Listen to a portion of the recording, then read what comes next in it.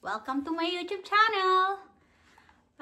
Good evening sa inyo pong lahat. Good morning, good afternoon, wherever you are. Hello po!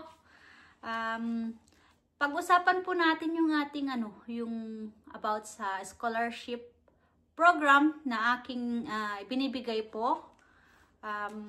Dahil meron lang po tayong 2 slots available this time.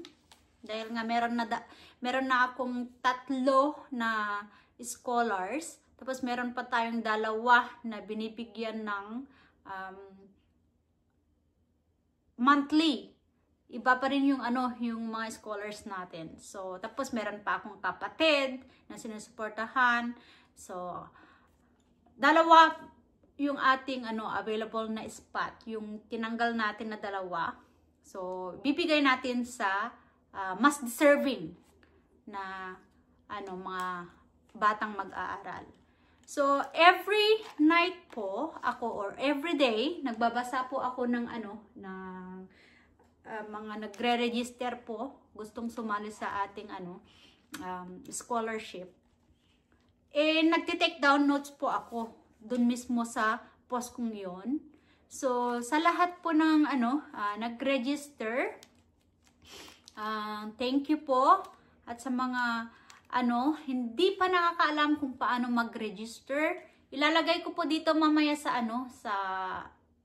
yung mga qualification na kailangan po ninyong sagutan. Pero dun mismo sa aking Facebook, kayo mag-comment ng inyong kasi doon ako nagte-take down ng notes. Kasi marami akong itine-take down po dito. Ayan. Dito ako nagte-take down kasi ayoko na pong maloko this time. Gusto ko yung guaranteed para hindi masayang yung both efforts natin. Lalo na yung pera, 'di ba? Pinaghirapan natin tapos mapupunta sa sa wala, 'di ba? Sayang yung effort natin. So ngayon, kaya 'di ba 2 yung open natin na scholars, and this scholarship na binibigay ko ay meron pa tayong 3 category. Yung yung full coverage, yung lahat ako gumagastos, allowances lang ang aking binibigay, at saka every semester yung pagbibigay ko. So, at saka open lang po ito sa high school, sa college. So, ito yung yung aking gustong sabihin sa inyo ngayon. Dahil po dahil 2 slots lang po yung available po natin. So, naisipan ko pong isa ang kukunin ko sa high school at saka isa din sa college. Para may college tayo saka may high school, kasi pag 2 college, siyempre yung nagre-register din po sa yung may mga high school sila, 'di ba? So pipili tayo ng high school saka college para even, 'di ba? So ayun po, sa lahat ng nagtatanong paano mag-register, ano ba yung qualification mo, ilalagay ko po dito. Tapos pwede kayong mag-comment dito mismo. Yeah, dito mismo kasi babasahin ko rin po. Dito ako magte-take down notes din. At saka dun sa pinost natin sa FB. So, ilalagay natin dito. Ano po yung nating qualification na hinahanap ko. So, ayan po yung ating announcement. So, yung 2 slots available po natin ay isang high school saka isang college ang ating kukunin. So, good luck po sa lahat, at open po ito.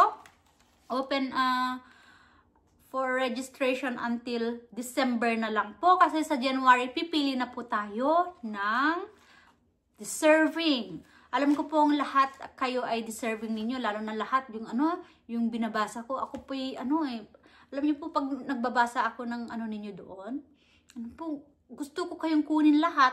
Sana mayaman na lang po ako, yung milyonarya, ganun, para lahat kayo ay gusto kong tulungan.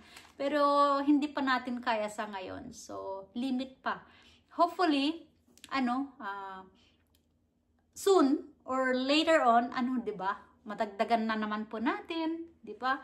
Lalo na yung isa kong kapatid, ano na ngayon, magtatapos na, finally, yay, makakapagtapos na naman po tayo ng college. So, ayan po. So, maybe, pag matapos na siya, madagdagan ulit natin dun sa space niya, slot niya, di ba? So, ipag-pray ninyo na tuloy-tuloy po ito para maraming bata na matulungan at makapagtapos po sila sa kanilang pag-aaral. Dahil alam niyo po, nung ako'y nag-aaral, ang hirap po.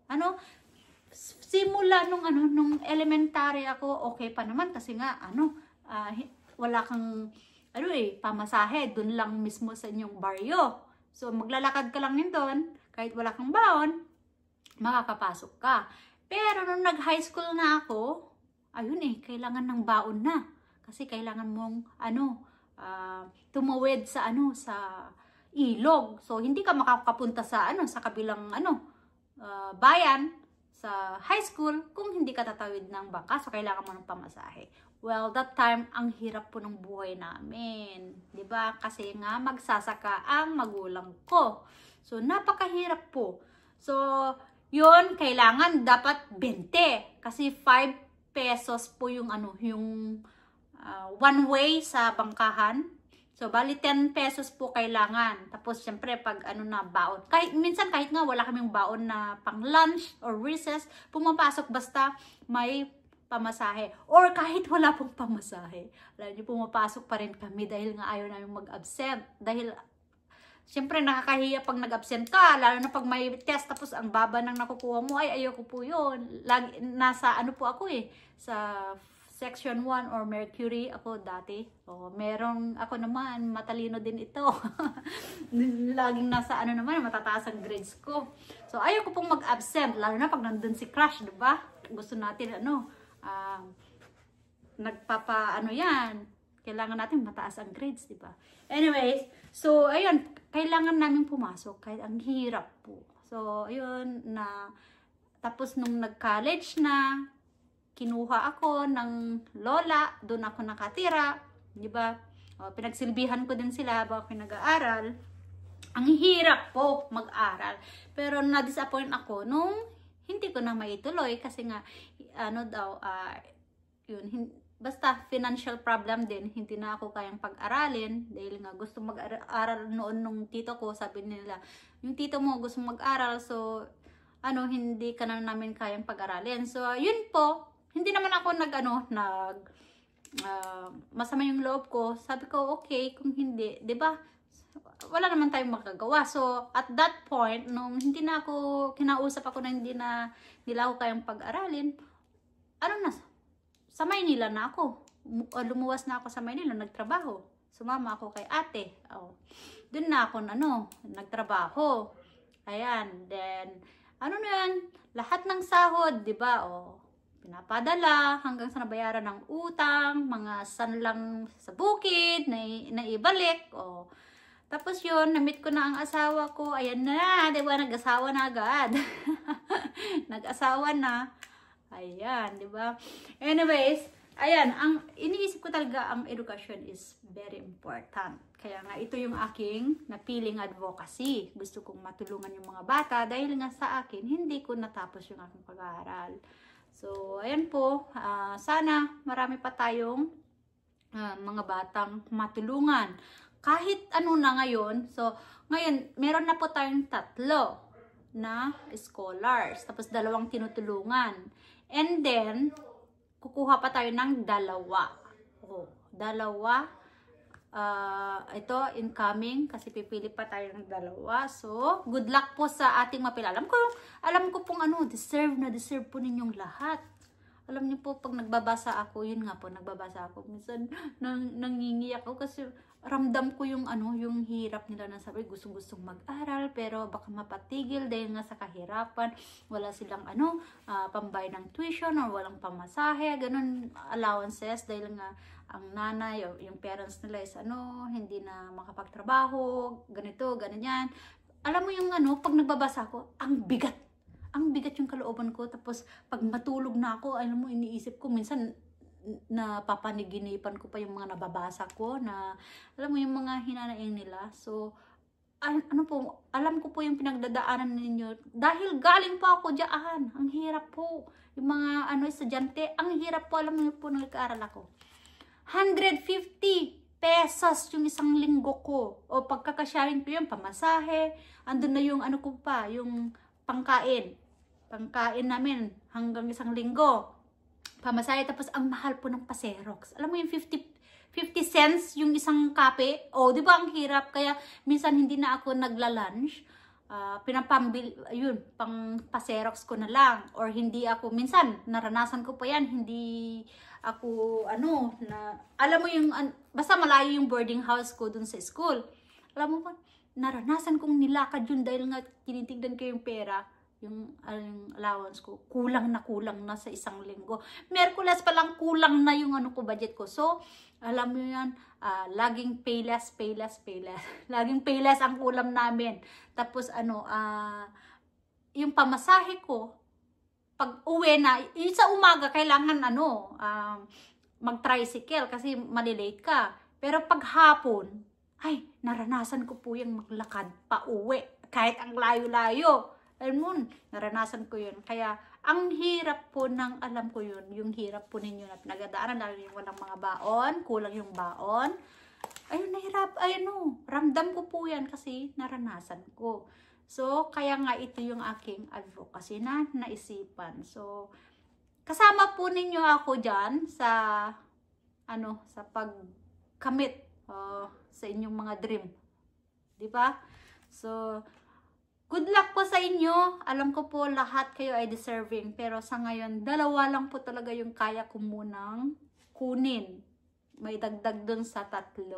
So, ayan po. Ilalagay po natin dito yung qualification. Kasi marami pong nagtatanong, ano yung qualification? Paano sumali? So, ilagay ko po dito. Pwede kayong mag-comment dito. Dito kayo musla para dito ako mag-take down pa. At saka dun din sa Facebook. So, ayan po ang ating quick announcement tungkol sa ating scholarship program. So, kukuha na lang po tayo ng tig-isa. Isa sa high school, isa sa college para even naman po para yung mga nag-a-apply na ang anak is nasa high school, meron po silang chance saka sa college din. Kasi ang elementary po kasi wala pang gastos dyan eh. Wala pang gastos. So, kayang-kaya pa ng magulang yan. Diba? So, ang high school kasi, minsan may mga na rin yan. Binabayaran lalo ng mga project. Alam naman natin, ang hirap pa rin ng buhay. Diba? So, kaya nga, high school and college ang ating, tutulungan. So, ayun po.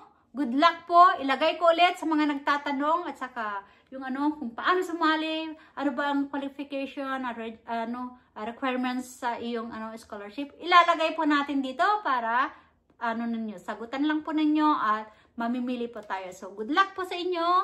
Ayan po. Good evening. Thank you for watching. Bye-bye. So, ito po yung ating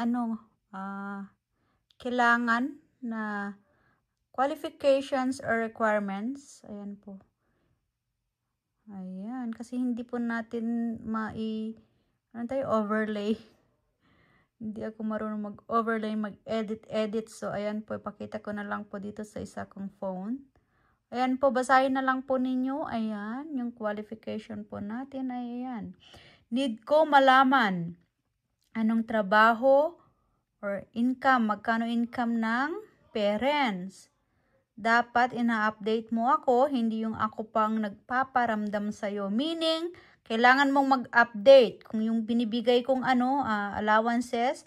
Kasi pag ikaw ay naging scholar ko po, ay pinapa-open po kita ng bangko. So, kailangan pag nagpadala po ako, may SS po kayo sa pinapadala ko. Ayan. Tapos gusto ko yung perang binibigay ko ay, syempre, gamitin lamang po ito sa pang-school, hindi sa pang-grocery ng buong pamilya, ganon. Wag po yun. Ang perang pinapadala ko ay para sa pang-school po lamang. So, ayaw ko nang nagsisinungaling. Number 1 yan po. Ayaw ko talaga. pag niloko ninyo ako ng isang beses, pwede ko pa kayo mapatawad. Pero pag 2 beses na, sorry. Tapos na po tayo. Like what happened sa previous scholar po. So, dapat po, siyempre dito tayo kumukuha ng pang-suporta ko sa inyo. So, ayan po. Kailangan ka rin sa akin, suporta. At gusto kong makita yung grades para naman po, malaman ko kung ikaw ba ay nagbubulakbol, hindi ka nag-aaral ng maayos. Siyempre pakita po ninyo sa akin yung inyong grades. Lalo na pa sa exam ganun, kailangan may update kayo sa akin. So ayan po yung ating qualification po. Walang mataas na grades, kailangan basta makapasa lang po, ayan. Okay na po sa akin. Para naman po sa inyo yan. So, ayan po ang ating mga requirements. So, good luck po!